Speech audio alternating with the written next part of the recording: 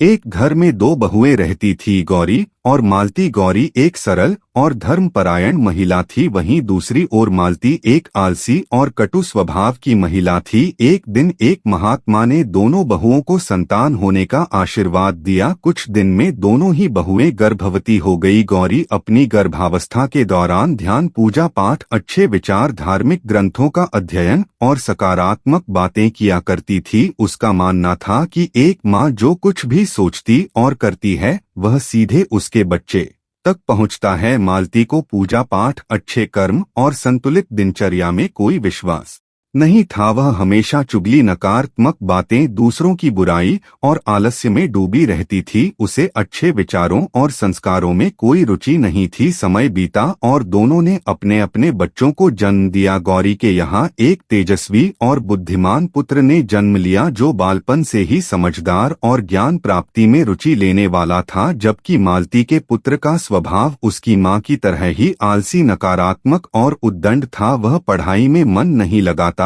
और अनुशासनहीन था। कुछ समय बाद वो संत महात्मा फिर से उसी घर में गए। तभी मालती ने कहा, महात्मा जी, आपने तो हम दोनों एक जैसा वरदान दिया था, लेकिन गौरी की संतान मेरी संतान से ज्यादा बुद्धिमान कैसे हो गई? महात्मा जी मुस्कुराए और बोले, मैंने तो तुम दोनों को संतान होने का वरदान दिया था। संतान तो तुमने खुद अपने कर्मों से ही नकारात्मक की। जब तुम गर्भवती थी तब तुम नकारात्मक बातें, दूसरों की बुराई और आलस्य में डूबी रहती थी। वही गौरी का ध्यान, पूजा पाठ, धार्मिक ग्रंथों, सकारात्मक बातों में था। अब मेरा आपसे एक सवाल, क्या संस्कार गर्भ के अंदर ही बच्चों पर पड़ना शुरू हो जाते हैं? बोलो राधे राधे।